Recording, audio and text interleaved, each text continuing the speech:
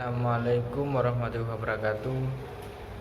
Nama saya Muhammad Jat Akbar, NIM 3219017. Prodi Muhadis.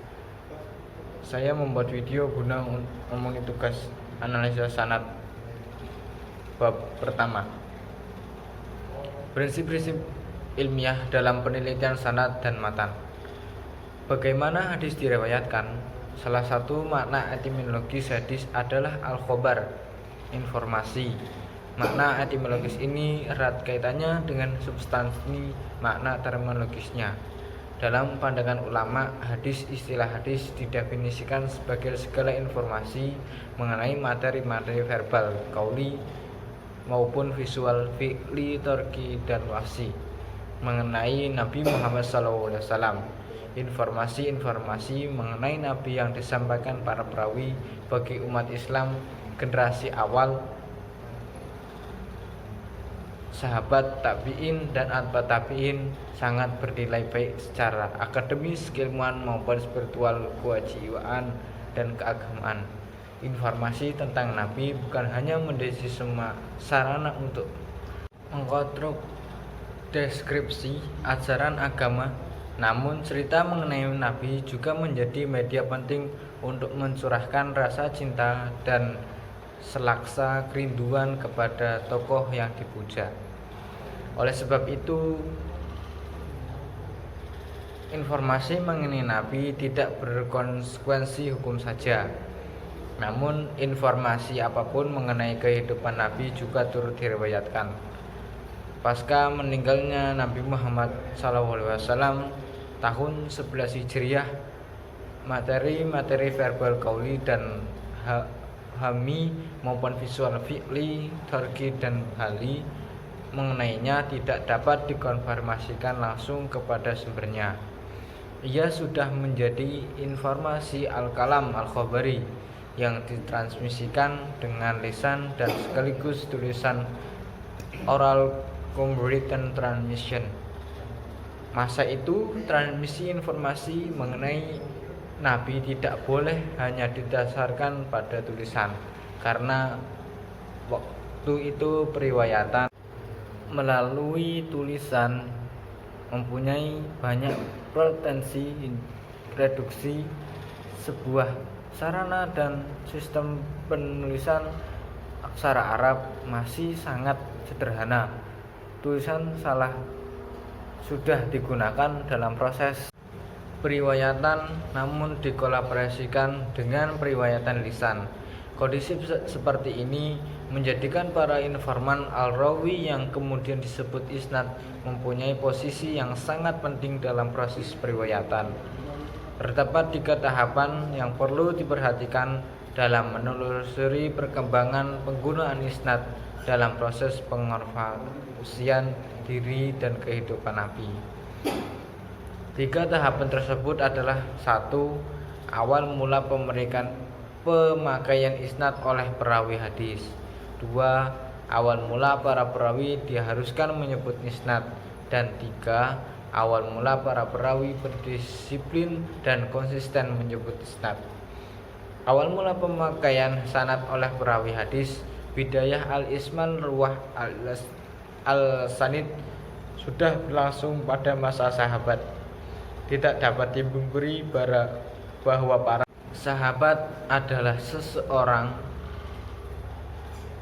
orang pertama yang mendengar, melihat, dan memperhatikan ucapan dan perilaku Rasulullah SAW apabila mereka hendak menceritakan apa yang mereka dengar atau lihat kepada orang lain, maka mereka akan berkata, sami'tu Rasulullah SAW yaqul kadza. Saya mendengar Rasulullah SAW berkata demikian, atau ra'aitu yaf'alu kadza. Saya melihat Rasulullah melakukan yang demikian, atau ra'aitu yukiru kadza.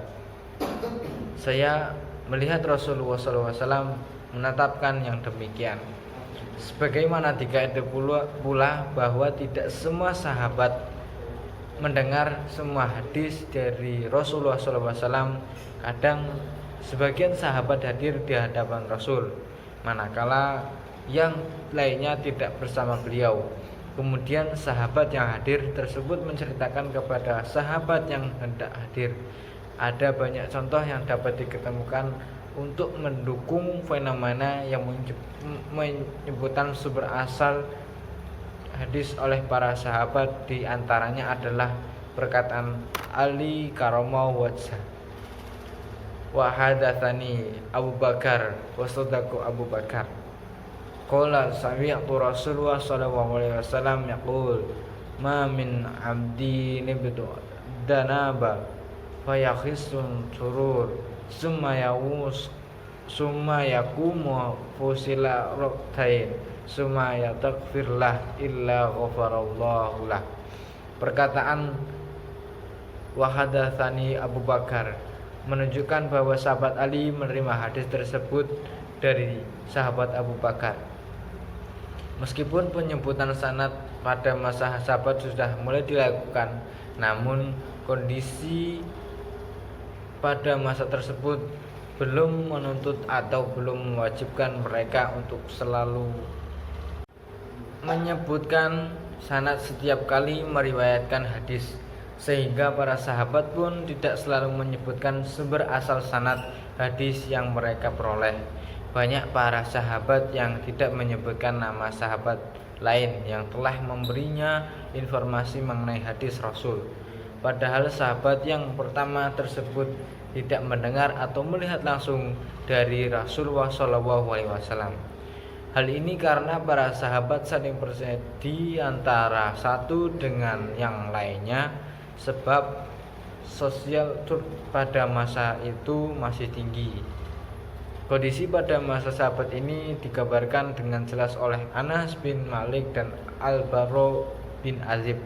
Sahabat Anas berkata, "Demi Allah, tidak semua yang kami informasikan kepada kalian mengenai Rasul adalah kami dengar langsung beliau, tetapi di antara kami tidak pernah berbohong."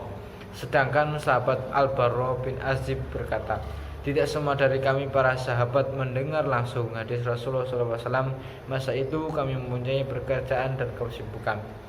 Namun pada masa itu orang-orang tidak terbiasa berbohong, sehingga orang yang hadir majelis Rasulullah akan menceritakan kepada orang yang tidak hadir."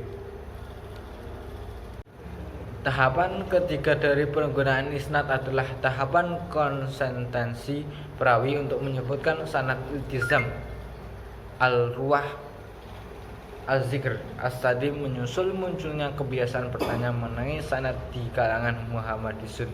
Mereka mulai membiasakan diri menyebut rangkaian sanad secara sempurna tanpa menunggu permintaan orang lain. Ini karena posisi sanad semakin penting pada masa tersebut, karena keraguan terhadap keadalan sebagai perawi mulai muncul, sehingga penyebutan sanad menjadi tuntunan yang tidak dapat dihindari. Sanad atau informan hadis yang diriwayatkan oleh seseorang. Perkataan Ibnu Sirin, wafat tahun 110, menunjukkan fenomena baru di kalangan umat Islam tersebut, di mana setelah kejadian fitnah bertanya tentang sanad menjadi kebiasaan yang meluas di kalangan umat Islam.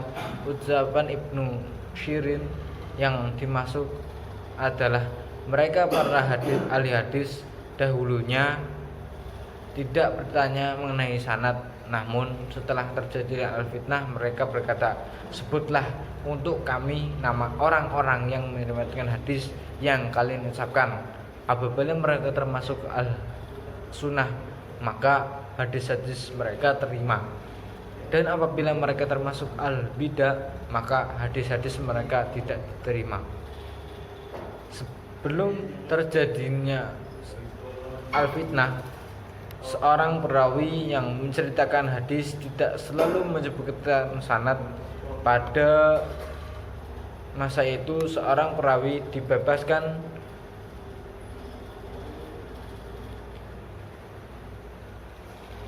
baik mau menyebutkan sanad yang menjadi sumber hadis yang dia dapat maupun tidak, sehingga kadang para perawi menyebutkan sanad hadis yang diriwayatkannya dan kadang-kadang tidak.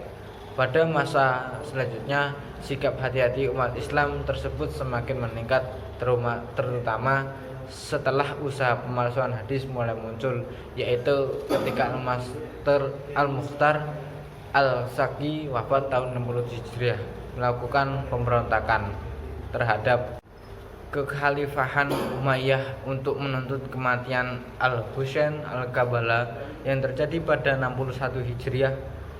Diceritakan bahwa Al-Mukhtar menyuruh beberapa ulama seperti Muhammad bin Ammar bin Yasir supaya membuat hadis-hadis palsu untuk mendukung perintahnya. Namun para ulama tersebut menolak pemerintahan Mukhtar itu. Dengan kondisi yang demikian, maka ulama Islam semakin meningkatkan kewaspadaan dengan menanyakan setiap sanad. Ini tampak jelas diinformasikan yang diberikan oleh Ibrahim An-Nakhai wafat tahun 96 Hijriah yang berkata, sanad dinanyakan pada masa-masa Al-Mukhtar. Begitu pula dengan informasi yang disampaikan oleh Khasyamah bin Abdul Rahman, orang-orang tidak bertanya tentang sanad hingga sanad Mukhtar. Pada masa itulah mereka mulai bertanya tentang sanad dan meneliti orang-orang para perawi. Tahapan ketiga dari penggunaan isnad adalah tahapan konsistensi perawi untuk menyebutkan sanad iltizam. Al-Ruwah Az-Zikr As-Sadi menyusul munculnya kebiasaan bertanya mengenai sanad di kalangan Muhammadisun. Mereka mulai membiasakan diri menyebut rangkaian sanad secara sempurna tanpa menunggu permintaan orang lain. Ini karena posisi sanad semakin penting pada masa tersebut, karena keraguan terhadap keadalan sebagai perawi mulai muncul sehingga penyebutan sanad menjadi tuntunan yang tidak dapat dihindari. Dapat disimpulkan bahwa hadis secara etimologis adalah al-khobar atau informasi yang menceritakan tentang Nabi Muhammad dan materi-materi yang diriwayatkan atau disampaikan para perawi untuk seluruh umat Islam. Terdapat 3 tahapan dalam penggunaan isnad. 1. Awal mula para perawi diharuskan menyebut isnad, dan awal mula para perawi disiplin dan konsisten menyebut isnad, dan awal mula pembagian isnad oleh para perawi hadis.